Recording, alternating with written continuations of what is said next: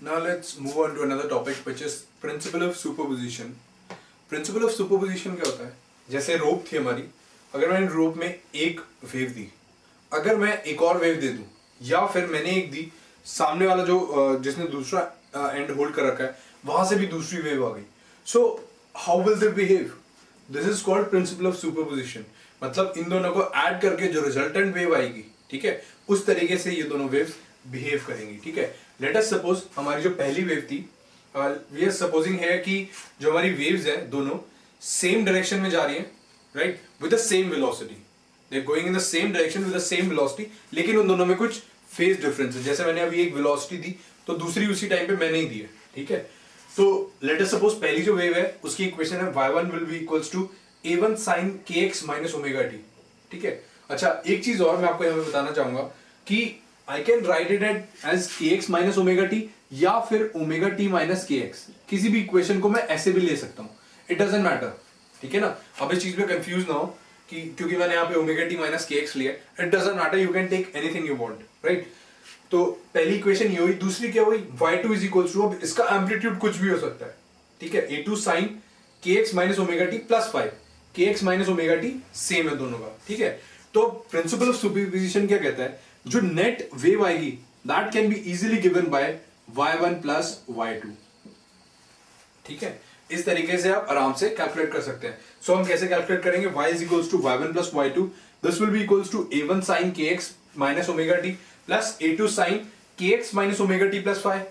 Right, अब मैंने क्या करा कि इसको एक एंगल मान लिया, थीटा मान लेते सपोज, इसको थीटा 2 मान लिया. ठीक है, तो sine of theta 1 plus theta 2 हो गया. तो this will be sine theta 1 cos theta 2 plus cos theta 1 sine theta 2. तो एक तरह से मैंने इसको ओपन कर लिया. तो a2 sin kx minus omega T into cos 5 plus a2 into cos of kx minus omega T into sine 5. अब मैं क्या करता हूं, साइन kx माइनस ओमेगा वाली टर्म्स को, इन दोनों को कंबाइन कर लेता हूं. तो ये इनके कांस्टेंट टर्म्स होंगे. ये दो है, ये पूरा कांस्टेंट है. a1 plus a2 cos 5 into sine of kx minus omega T, ये कांस्टेंट हो गया, plus a2 sin 5 cos of kx minus omega t. ठीक है, तो एक तरीके से मैं इसको, क्योंकि अब ये नेट जो इक्वेशन है ये भी एक वेव ही है, तो वेव को मैं कैसे लिख सकता हूं?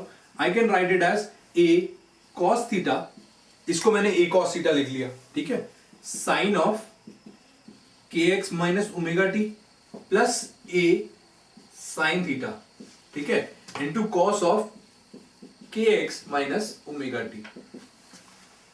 ऐसे मैं लिख सकता हूं वेरी वेल. ठीक है, तो एक तरीके से ये क्या हुआ? This comes out to be a into sine of kx minus omega t plus theta. ठीक है ना, तो ये हमारी नेट रिजल्टेंट वेव की इक्वेशन आ गई. ठीक है, और यहां पर अब एक ही क्या वैल्यू है, हमको पता है यहां पर कि अगर मैं इसको लिखूं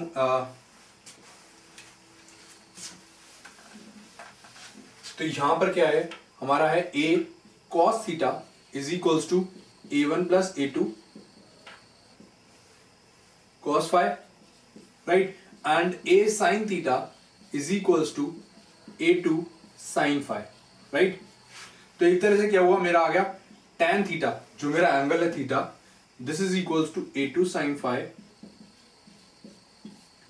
divided by a1 plus a2 cos 5. ये तो मेरा एंगल है. ठीक है, अब अगर इन दोनों को मैं स्क्वायर करके ऐड कर दूं, इन दोनों इक्वेशंस को, तो मेरी a की वैल्यू आ जाएगी, which will come out to be a square is equals to a2 sin 5 का whole square plus of a1 plus a2 cos 5 का whole square. So this will come out to be, क्या आएगा ये, a2 square sin square 5 plus a1 square plus a2 square cos square 5 plus twice of a1 a2 cos 5, right. So this will come out to be a1 square plus a2 square plus twice of a1 a2 cos 5.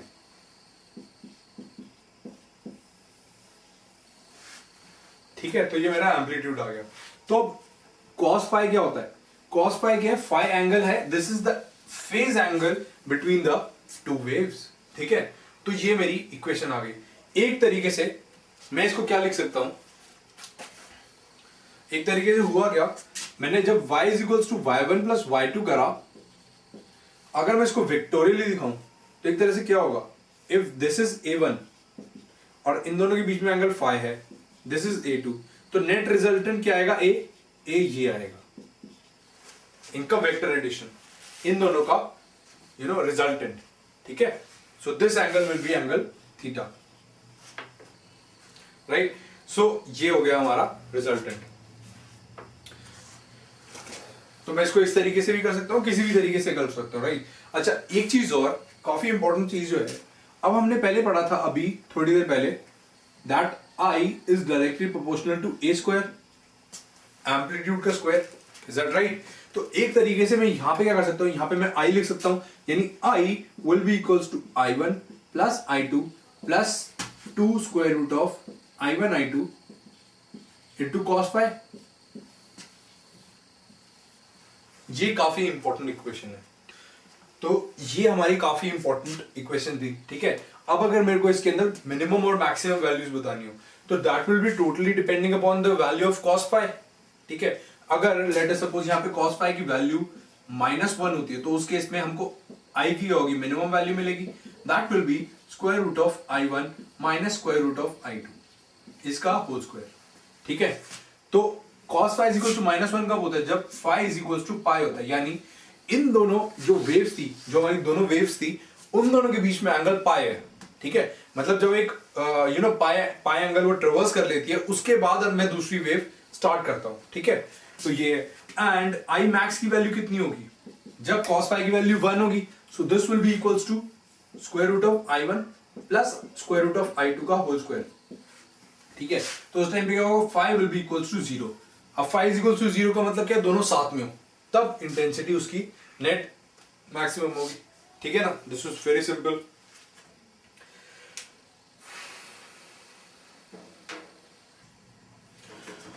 सो ये हमने देखा। अब अगर हमको एक और चीज पता है कि delta phi is equals to 2 pi by lambda into delta x, right.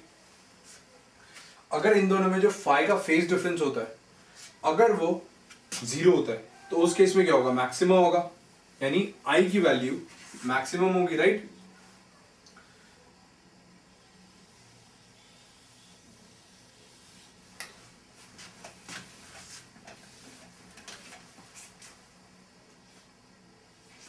Basically क्या हो रहा है, जब फाई इस यहां पर क्या है 0, तो इस केस में डेल्टा एक्स क्या होगा, delta x will also be 0, ठीक है। अब ये क्या हुआ, ये हुआ इस टाइम पे I is equals to square root of I1 plus square root of I2 का होल स्क्वायर,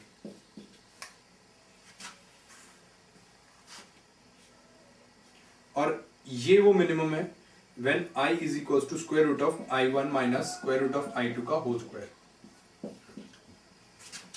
अब ये कब आता है, जब फाई की वैल्यू पाई हो जाती है, when phi is equals to pi, तो इसमें इन दोनों के बीच में पार्ट डिफरेंस कितना आएगा, तो delta x will be equals to lambda by 2, ये लैम्डा बाय 2 पर आएगा।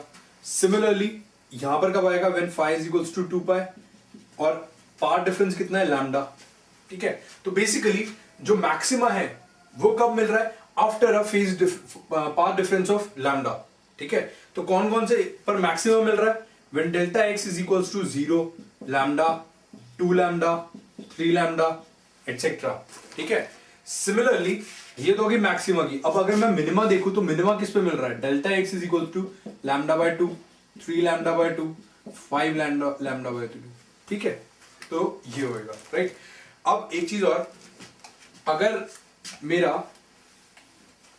यहां पे I की जो I1 है, if I1 is equals to I2 is equals to I0 होता अगर, ठीक है, तो मेरी I मैक्स क्या होती, I मैक्स होता 2 स्क्वायर रूट ऑफ I0 का whole square, this is equals to 4 I0, और I मिनिमा कितना होता, this would have been equals to 0, ठीक है। ये चीज आप याद रखेंगे, राइट। अनदर इंपॉर्टेंट थिंग, यहां पे जो था,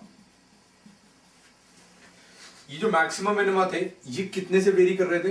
this was varying with 2 square root of I1 I2, और ये भी 2 square root of I1 I2, यानी बीच की, ये जो बीच की जो लाइन थी, ये क्या था?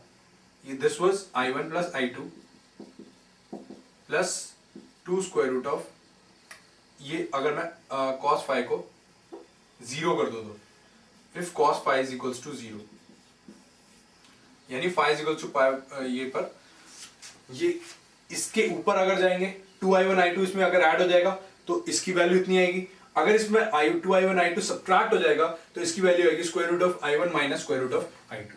ठीक है, तो बस ये ग्राफ आपको समझाना था। ठीक है, now there are few more points. Here we are to assume that the two waves from S1 and S2 start in the same phase. Hence, at P, they have a constant phase difference phi is equals to 2 pi by lambda into delta x, developed due to different path traversed by them. ठीक है, such waves are said to be coherent and produced। अच्छा, एक चीज और, ये जो हमने square root of I1 plus I2 इसको करते हैं, ये जो I max की वैल्यू आती है, this is called constructive interference. This is called constructive interference. Construction मतलब कंस्ट्रक्टिव क्या होती है? मतलब कि कंस्ट्रक्ट हो रहा है, कुछ बढ़ रहा है, यानी कंस्ट्रक्टिव इंटरफेरेंस का मतलब जो ऐसी इंटरफेरेंस हुई है जिसके रिजल्ट से एम्पलीट्यूड या सारी चीजें बढ़ गई हैं, right? So this is constructive interference, और जिसमें माइनस हो जाता है this is called as destructive interference. मतलब जो इंडिविजुअल वेव्स थी उनका एम्पलीट्यूड ज्यादा था या इंटेंसिटी ज्यादा थी एज कंपेयर टू जब ये इंटरफेयर हो गई, राइट?